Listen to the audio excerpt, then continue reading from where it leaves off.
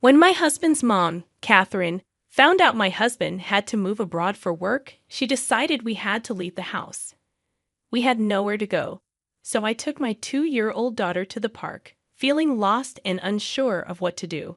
Suddenly, police officers surrounded me, asking me to go to the station. It was raining hard, and I was shivering from the cold as I followed them. At the station, I was surprised to see someone unexpected waiting for me. Her name was Emma, and she told me she's turning 35 this year. Emma shared her story, how she met her husband, Bob, at work, and they got married after dating for a year. They had a daughter named Lily, and they lived with Bob's mom, Catherine. Emma explained that they used to rent a place, but after Catherine's husband died and she started having knee problems, they decided to buy a new apartment and live together. They thought it was better because the apartment had an elevator, which made life easier for Catherine. Buying an apartment was cheaper than a house, and since Bob's job often required travel, they chose somewhere with good transportation access. But even though we bought the house, my husband's transfer was put on hold for a while. However, he still travels a lot for work, even more than other employees. He goes on business trips about once a week to different states. With a 2-year-old daughter, it's really stressful for me when he's away. At first, my mother-in-law, Catherine, was helpful, but now she doesn't help with taking care of our daughter at all.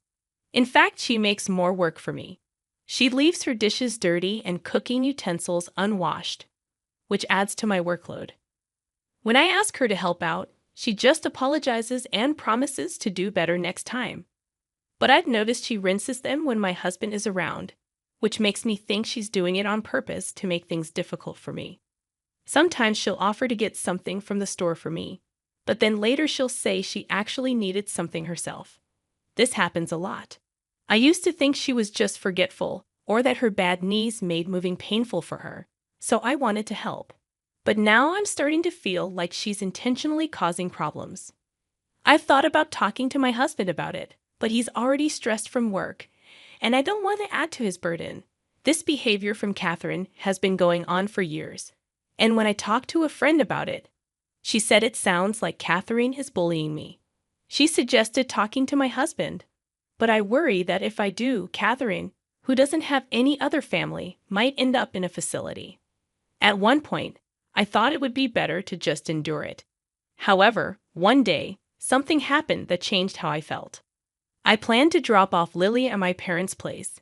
They love having Lily over, and sometimes she stays for sleepovers. Thanks for always bringing Lily. We look forward to these visits. Why don't you stay over sometimes too? My mom said. I'd love to, but I'm worried about leaving Catherine alone. I'll head home. Don't spoil Lily with too many toys, I replied.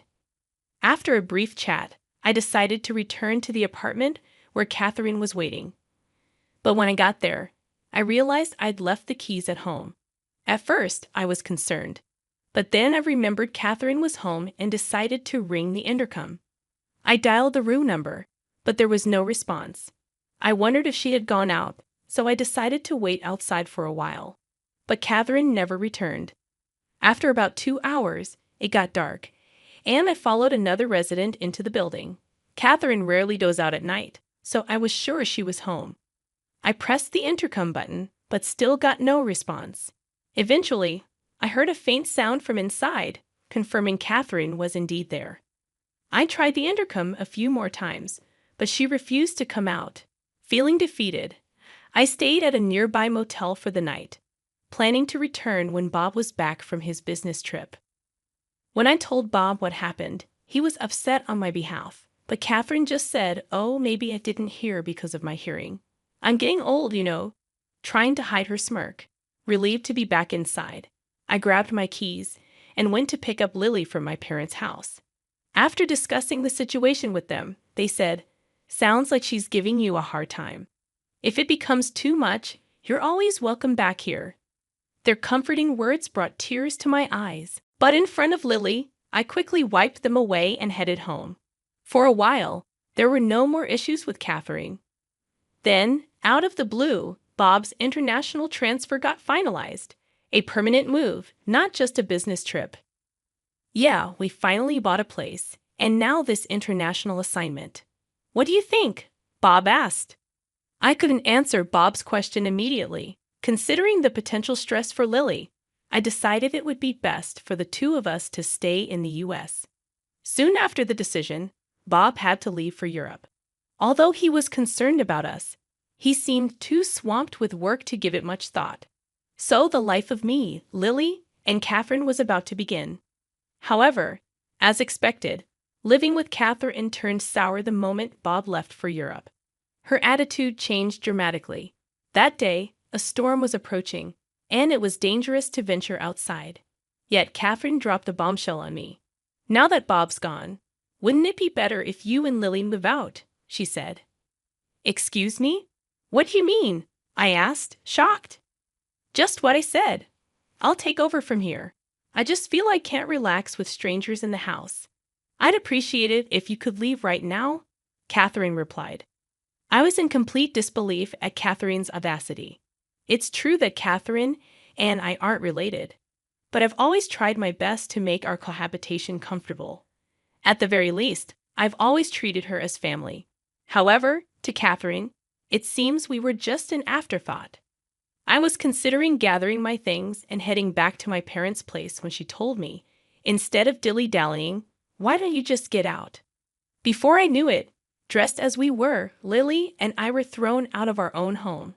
No matter how much I banged on the door, Catherine wouldn't come out. Lost and confused, I carried Lily through the pouring rain to a nearby park. There was a roof there, which I thought might offer some shelter from the rain. Ideally, I would have checked into a motel or returned to my parents' place, but I'd left both my wallet and phone inside the house. I felt helpless and sat in the park, trying to figure out our next move. I'm not sure how much time passed in the torrential downpour. Overwhelmed by fatigue and cold, I began to doze off. It was already dark, and even though it was summer, the cold was biting, and I feared we might catch a cold. As bad as things were, it seemed the only option was to walk to my parents' home, but it would be a 3-hour walk. As I was contemplating our situation, I saw 2 distant lights approaching. Given the rain, I couldn't see clearly, but the lights belonged to 2 police officers. I thought maybe they could help. But before I could approach, one of them called out to me. Are you Emma? And is this little one Lily? The officer asked. I was surprised the officer knew my name but weakly replied, Yes, that's us. Then the officer said, Please come to the station with us. Why the police station? I wondered if something was amiss. Urged by the officer, Lily, and I got into the patrol car. We were freezing from being out in the rain for so long, but the officers had thoughtfully brought large towels. You might need these. We've got some spare clothes back at the station for you, they said kindly. Wondering why they knew about us and why we were headed to the police station, I inquired, How did you know where to find us? They responded, We'll explain everything once we're back at the station. For now, just try to relax. Exhausted, I soon fell asleep and woke up to find we had arrived at the police station. Following the officers inside, to my surprise, I saw Catherine and my uncle. Uncle, what are you doing here? I asked. He was contacted by Bob. Bob suspected you might be having issues with his mom, and since he's abroad, he wanted me to keep an eye on things for him, my uncle explained. According to my uncle, Bob had spoken to him about this issue. Before he said Bob had requested him to keep an eye on things since he couldn't be there himself, being overseas. It turns out he saw us in the rain earlier today. He was considering taking us in himself, but thought Catherine's behavior was extreme, so he reported to the police. That's why the officers knew our whereabouts and came to get us. Catherine had also been asked to come to the police station. She sat on a sofa glaring at me, seemingly clueless about why she was there. Why do I have to be here? I have a bad knee, you know. If Bob was here, this wouldn't be happening, Catherine complained. But this entire situation was a result of Bob asking my uncle for help.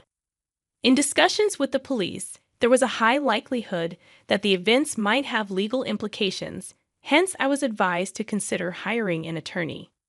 An attorney? That's an overreaction. I just locked the door, that's all. I didn't do anything else. Catherine defended herself. Do you even realize what you've done? You threw Emma and a little child out in torrential rain. That's not something forgivable. My uncle stood up for us and stated that, in fact, I was the rightful owner of the house. That's impossible. Bob is the head of the household. He's the rightful owner. Now that he's not here, it should be mine, Catherine insisted. Catherine was under the impression that Bob was the owner, but she was mistaken. Actually, my uncle runs a real estate business and got us a great deal on a condo. Bob had recommended that the property be put under my name. I was indifferent at the time, but now I'm glad I heeded Bob's advice. Later on, following my uncle's advice, I decided to hire a lawyer. The lawyer said it would be challenging to evict Catherine. Therefore, the best course of action might be to place her in a care facility.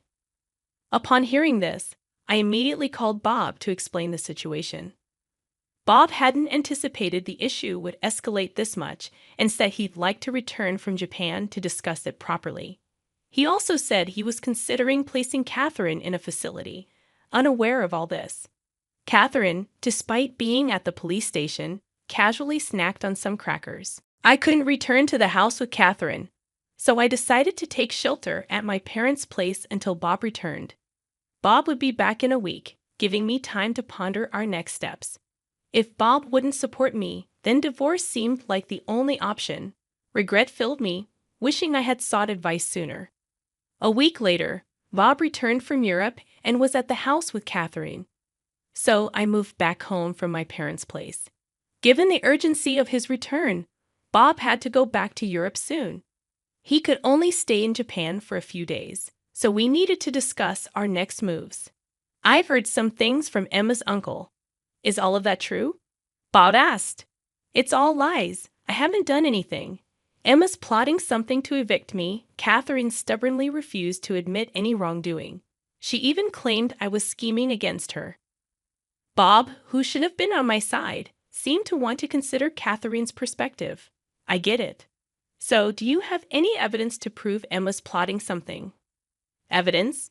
Of course not, Catherine insisted. Emma, do you have any evidence? Bob turned to me. To be honest, I've been so busy with work, I haven't been able to keep an eye on things. I'm not sure who to believe, I admitted. I handed Bob something I had with me. What's this? He asked. I gave Bob a voice recorder I had been using. It contained recordings of Catherine, who not only evicted me, but also often berated me. When Bob played it, he heard Catherine's voice saying things like, "Such a worthless wife. I wonder why he even married you." Hearing this, Catherine quickly began to defend herself. This is taken out of context. Everyone has their moments, right? I was just frustrated at that time. But it was just this once, even as Catherine claimed this. A barrage of recorded verbal abuses played from the voice recorder. There were countless instances, and even some which weren't captured on the device. Bob's hand holding the voice recorder trembled with tension and anger. Meanwhile, Catherine looked guilt-ridden. "Mom, what is this about?" Bob asked, but Catherine remained silent. "If you won't answer, then I assume this is all true. If so, I need to protect Emma and Lily. You understand that, right?" Bob said. I had never seen Bob angry in all the years we've been together. Catherine, probably seeing this side of Bob for the first time too, looked frightened and shrunk back, unable to say a word. Afterward, there were several discussions until Bob's return to Europe. I asserted that I could no longer live with Catherine, considering Lily's presence and not wanting a repeat of this event. Bob seemed to share my sentiment, leaning towards placing Catherine in a care facility. However, Catherine strongly opposed the idea, complicating the discussions. Regardless, I've decided to sell the house. So, you can't stay here anymore. If you don't want the facility, you'll need to find another place, I told Catherine. How dare you decide this on your own? I won't allow you to sell the house. Catherine resisted the idea of selling the house, but it was a tough request to accommodate. That's because Lily and I had decided to move to Europe.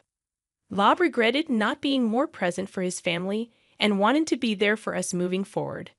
Although I was hesitant about living abroad, knowing Bob would be with us reassured me. Besides, Lily is only 2, and it would be good for her to practice her communication skills in Europe.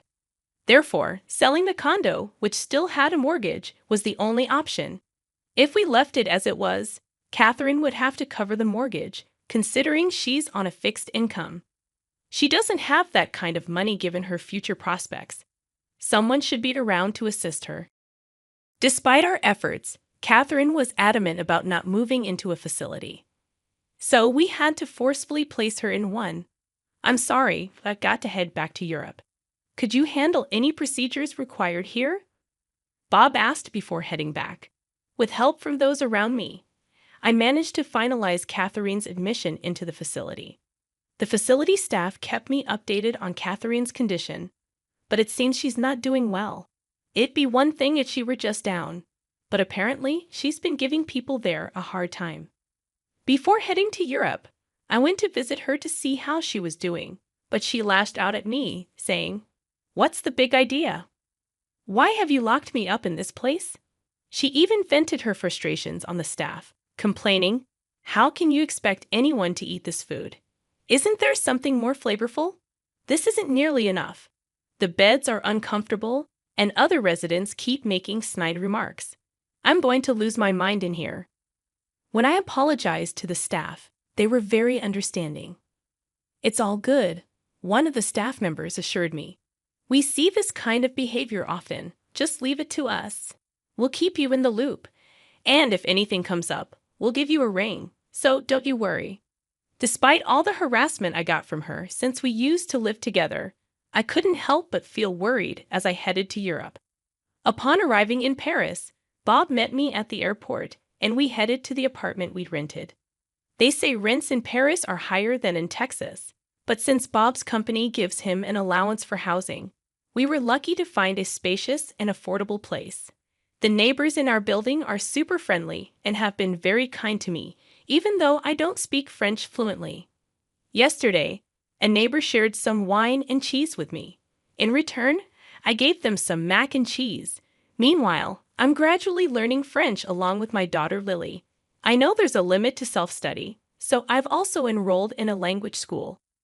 There are a lot of Americans there, many of whom, like me, are new to France. I've made some friends there and am really enjoying my life in Paris. Back in the States, I had to always be concerned about Catherine, which often prevented me from fully enjoying outings with friends. But here, I can indulge in leisurely lunches just the way I like. The only concern right now is Lily. She's still too young for kindergarten. Kids here usually start kindergarten the year they turn 5, so I hope she picks up enough French by then. Fortunately, Lily seems to be catching on pretty quickly. I'm thinking of getting a job once Lily starts preschool. Bob says he's okay with me staying at home, but living in Paris has made me want to explore more opportunities. Seeing how ambitious and confident people are here has ignited something within me. I've become friends with a waitress at a nearby cafe, and she hinted there might be a job for me there. That cafe isn't only popular among the American community, many of their customers are also learning English. There might be challenges ahead, but since coming to France, Bob and I have been communicating much better. I feel more confident in expressing my feelings, and I believe no matter what happens, we'll face it as a family. Right now, I feel happier than I've ever been in my life.